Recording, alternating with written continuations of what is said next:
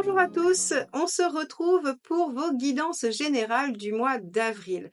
Je voulais juste en introduction vous dire que vous avez été très nombreux à me dire que vous préfériez le format court du mois de mars et très peu à me dire préférer le format plus long. J'ai donc essayé de trouver un intermédiaire en gardant un format beaucoup plus court mais en le nourrissant un tout petit peu plus. Alors, je vous attends dans les commentaires pour me dire si cette version vous convient et si on la pérennise sur les mois suivants.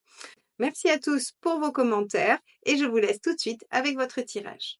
Les lions, on se retrouve donc avec cette papesse inversée que j'avais tirée lors de votre tirage annuel, que vous pouvez encore visionner si vous ne l'avez pas vu ou revoir pour recentrer ce mois d'avril dans l'année 2024 globalement. En tout cas, la papesse inversée, c'est le signe de la mise en action, du passage à l'action. Vous aviez en début d'année des choix à faire. Le mois dernier, on avait vu qu'il y avait quelque chose qui devait s'arrêter, qui allait être mis en tout cas sur la table et pour lequel il y aurait une fin. Et donc là, ce mois-ci, on repart sur de nouvelles actions avec cette papesse inversée. Donc on va tout de suite aller voir en quoi ces nouvelles actions vont être importantes et dans quel domaine elles vont se loger pour donc ce début du printemps. C'est parti, on va regarder déjà quel est votre état d'esprit.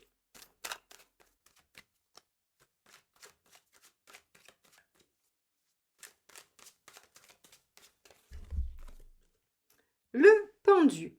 Le pendu a envie de prendre encore un temps de réflexion. Alors c'est intéressant parce que tout de suite on va avoir une distorsion entre cette papesse inversée qui arrête de réfléchir et qui agit et ce pendu qui veut encore rester un petit peu tranquille, qui veut prendre encore un peu de hauteur, essayer de voir les choses sous un autre angle.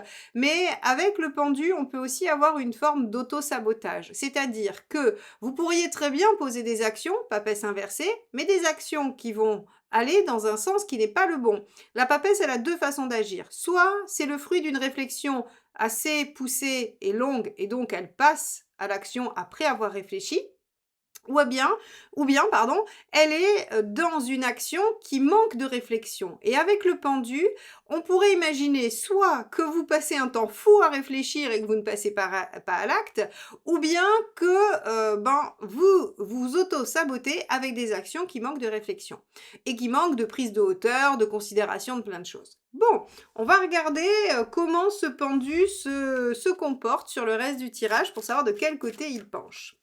Allez, quelles sont vos préoccupations? Qu'est-ce qui vous empêcherait de suivre cette papesse de façon, on va dire, efficace?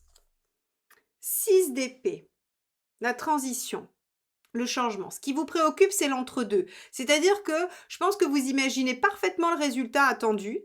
Vous êtes dans la situation actuelle et entre les deux, eh bien, il y a une phase de transition, de changement où les choses doivent être remaniées, où on doit progresser un peu peut-être de façon plus aléatoire ou en tout cas dans un flou qui est moins rassurant, moins figé. Et donc ici, on voit que finalement, ce qui vous bloque, ce qui vous empêche d'avancer, c'est probablement cette phase incertaine entre maintenant et le résultat attendu fini. Bon, très bien.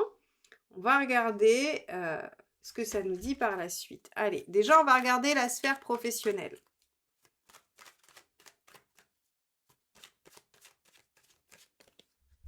Hop, ça sera celle-ci.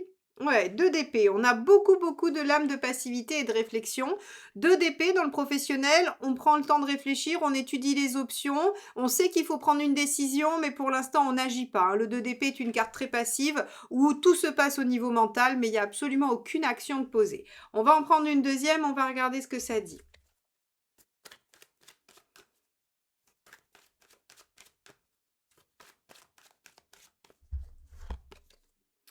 As de denier. Ok, on réfléchit à ce qui serait le plus prometteur, on réfléchit à la meilleure option, on réfléchit à ce qu'on pourrait mettre en place, ce que l'on pourrait développer. L'as de denier, c'est le début prometteur, c'est le potentiel qui demande à être exploité, déployé. Donc ici, on voit bien qu'il y a une réflexion autour de la meilleure façon de démarrer quelque chose. Très bien, puisqu'on vous dit avec la papesse inversée qu'il va falloir passer à l'action. Vous êtes sur une année de renaissance, les lions, donc effectivement, il y aura des choses qui vont changer. On va regarder ce que ça nous dit sur le plan pratique, matériel. 3 d'épée. Bon, 3 d'épée, vous êtes lucide. C'est-à-dire que sur le plan pratico-pratique, comme on dit, vous savez exactement ce qu'il en est, vous avez tous les tenants et les aboutissants, c'est pas ça l'obstacle, d'accord?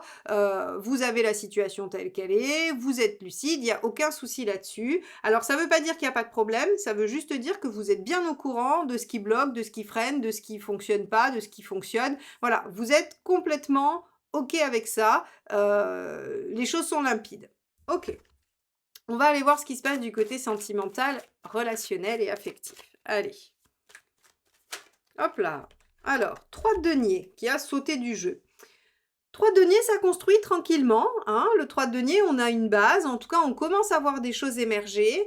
C'est pas encore stable parce que c'est pas du 4, hein, donc on est vraiment sur de l'émergence. C'est-à-dire qu'il faut imaginer que le 1, c'est, ce qui germe, hein, c'est l'idée, c'est l'envie, c'est le potentiel, c'est la relation.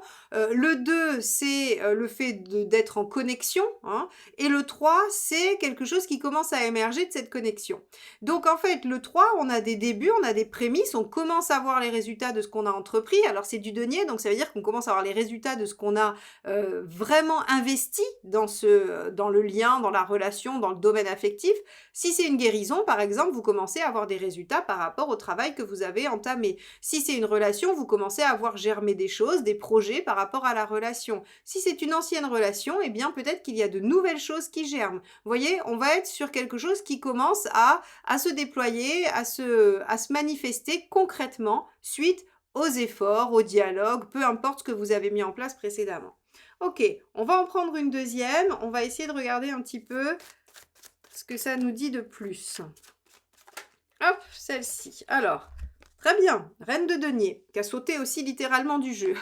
Donc, Reine de denier, qu'est-ce qu'elle indique? Tout simplement que vous sécurisez les choses. Donc, c'est intéressant. Je vous ai dit tout à l'heure, c'est du 3, c'est pas du 4. Ça veut dire que c'est pas encore bien, voilà, c'est pas encore bien posé. Néanmoins, ce que nous indique la Reine de denier, c'est que cette émergence de quelque chose vient vous rassurer, vient mettre une forme de, j'allais dire, de cordon de sécurité autour de vous, autour de la situation. Alors, relationnelle et affective. Ce qui est un peu dommage ici, c'est qu'on n'a que du denier. Ça veut dire qu'en fait, c'est comme si on n'avait que des choses concrètes. C'est-à-dire que ça se passe pas du point de vue émotionnel, ça se passe pas vraiment du point de vue affectif, ça se passe concrètement.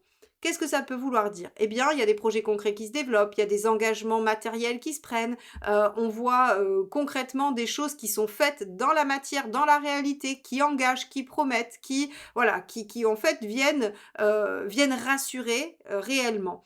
On n'a pas ici de partage d'émotions, de partage de sentiments, de discussion. On n'a que des faits. Alors c'est pas mal parce que des fois, par exemple, quand on n'a qu'un page de coupe, admettons, le page de coupe, il est capable de dire à peu près tout, hein. Je vais décrocher la lune, c'est mon amour pour toujours. Voilà, ça c'est du page de coupe. Alors que le denier, finalement, ben, c'est concret, hein, c'est-à-dire qu'on voit réellement les choses. Alors le mieux, c'est le page de coupe avec du denier, comme ça le page de coupe, il transforme l'essai, hein, c'est-à-dire qu'il transforme ses promesses et ses paroles en actions. Là, on a des actions, donc voilà, si c'est ce que vous attendez, en tout cas, ça va vous rassurer, ça va vous sécuriser. Ok, on va aller voir où vous en êtes dans votre chemin de vie. Je vous présente le tirage boussole, le tout dernier arrivé sur mon site. N'hésitez pas à faire appel à ce tirage si vous avez l'intention de vous engager dans un projet et que vous voulez en connaître tous les tenants et les aboutissants. Est-ce que c'est une bonne chose? Quels sont les conseils? Quels sont les enjeux? Les risques qui peuvent être liés à ce projet? Et enfin, les perspectives d'avenir. Donc n'hésitez pas et rendez-vous sur heliosguidance.com. Waouh! 10 de coupe. Ça, c'est une très belle carte, surtout sur le plan du chemin de vie. C'est-à-dire que ce que ça nous explique, tout simplement, c'est que vous êtes en train de faire de votre vie un idéal. C'est-à-dire que vous essayez d'œuvrer pour que votre vie ressemble à ce qui serait pour vous l'idéal, la situation parfaite. Alors, il n'y a jamais aucune situation parfaite. Par contre, on a cette tendance à aller vers ça, à tendre vers ça et à poser des actions, papesse inversée, qui nous amènent à ça. Donc, on voit que finalement, il y aura plus d'actions sur le plan sentimental et affectif qui vont mener vers ce 10 de coupe. Sur le plan professionnel, on n'en est qu'à la réflexion, hein. On avait donc ce 2 d'épée et cet as de denier qui nous dit, voilà, on est plutôt en réflexion de ce vers quoi on va, donc il n'y a pas encore d'action menée. Sur le plan sentimental, oui, c'est plus concret, donc à vous de voir, mais visiblement, vous êtes quand même en bon chemin pour cette renaissance vers la plénitude, le bonheur et l'épanouissement. OK, super. On va aller voir le conseil du tarot pour cette période.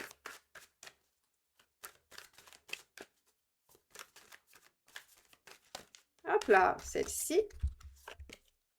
Page de denier encore. Alors, on est beaucoup, beaucoup dans le denier, les lions. Peut-être que vous avez aussi besoin que les choses soient concrètes. Peut-être que vous avez passé une période où les choses ont été floues, où ça a été beaucoup de réflexion, hein, ou beaucoup de remise en question. Et là, on voit que finalement, ce qu'elle aspecte beaucoup, cette papesse inversée, j'allais dire en dominante, c'est le passage au concret. Peut-être bien plus que le passage à l'action. C'est-à-dire que là, vraiment, on est sur quelque chose qu'on peut constater, qu'on peut visualiser, voilà, qu'on peut palper presque physiquement.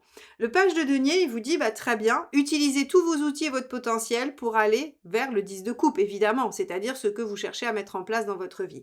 Le page de denier, il vous dit que vous avez une boîte à outils, vous avez des ressources, vous avez des qualités, et que tout ça, il va falloir aller les chercher, il faut savoir aller les chercher pour mettre en œuvre ce que vous espérez, ce que vous souhaitez dans votre vie. Bon, très bien. On va aller voir ce qu'il faut éviter de faire. Hop là, celle-ci ne veut pas rentrer dans le jeu.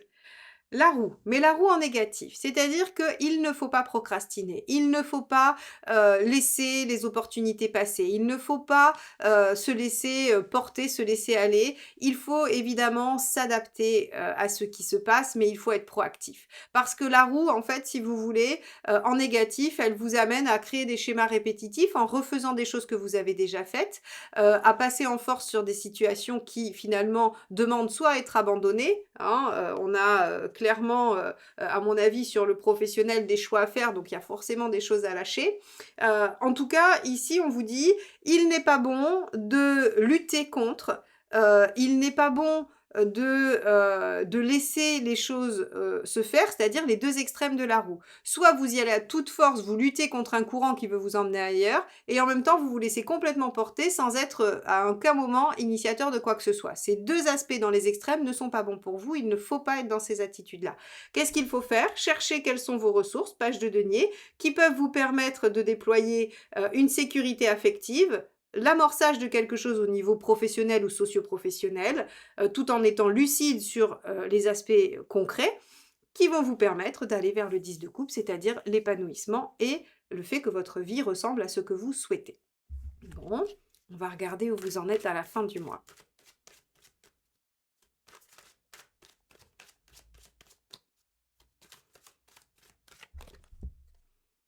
As de coupe, magnifique.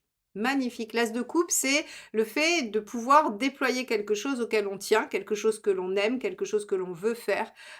C'est, pour moi un très, très bel as. Bien sûr, l'as de denier, c'est une situation prometteuse que si on la déploie, eh bien, elle portera des fruits. C'est très, très bien, c'est très concret. Mais l'as de coupe, c'est quand même beaucoup plus basé sur, un sentiment de joie, de bien-être, de déployer quelque chose qui rend heureux ou heureuse. On a, avec un as de coupe en fin de mois, j'ai l'impression, l'amorçage de quelque chose qui va vers ce 10 de coupe. C'est-à-dire que vos actions vont vous mener vers cet as de coupe bien plus que vers toute autre chose. Et donc finalement, c'est un objectif qui est assez heureux puisque bah, il va vous mener au 10 de coupe, c'est-à-dire là où vous en êtes dans votre chemin de vie. Donc les lions, ce mois-ci, vous amorcez, puisque ce ne sont que des as, vous amorcez la construction de ce qui va vous rendre heureux et donc vous amorcez réellement, concrètement, votre renaissance. On n'a plus trop d'énergie de fin, on a encore des choix à faire sur le plan pro, mais globalement, les énergies de fin, à mon avis, ont été écoulées sur les 3 premiers mois de l'année et là, vous allez amorcer des énergies de démarrage, de passage à l'action, de mise en œuvre. OK, très bien. On va regarder quel est le message du tarot pour vous, les lions. Allez. Lion, avril 2024, quel est le message du tarot? De denier, je m'adapte et trouve des solutions face aux situations que je rencontre. Regardez, on avait ici lutter ou se laisser complètement porter, pas du tout, utiliser ses ressources, page de denier, c'est la synthèse de cette carte-là qui vous dit, bien, allez chercher dans ce que vous savez faire pour réagir aux situations qui vous sont présentées et les faire tourner dans le bon sens de votre 10 de coupe à vous, pour que vous puissiez amorcer ce nouveau départ, cette renaissance avec ce magnifique as de coupe à la fin. Donc voilà les lions pour vous, ce que je peux vous dire sur ce mois d'avril. Donc c'est, vraiment une énergie de renaissance, de réouverture. Je pense que vous avez vécu la fin le mois dernier et là, vous allez vivre l'ouverture et le renouveau. Si vous souhaitez qu'on aille explorer votre situation personnelle, n'hésitez pas à me solliciter. Je vous propose plein de guidances différentes sous des formats différents sur mon site eliosguidance.com et si vous souhaitez qu'on se retrouve pour les prochaines guidances, d'ailleurs le mois prochain vous avez le chariot inversé, il y aura des épreuves à dépasser, il y aura des choses à aller chercher, mais attention, la victoire du chariot inversé est bien plus belle quand on se jette face aux problématiques. Donc on ira regarder ça au mois de mai, si vous voulez qu'on se retrouve, donc abonnez-vous, cliquez sur la clochette pour être notifié de la sortie des vidéos et bien évidemment, n'hésitez pas à liker, commenter et partager les vidéos. C'est comme ça que vous soutenez la chaîne et que vous me permettez de continuer. Je vous souhaite un très très beau mois d'avril et je vous dis à très vite. Bye bye.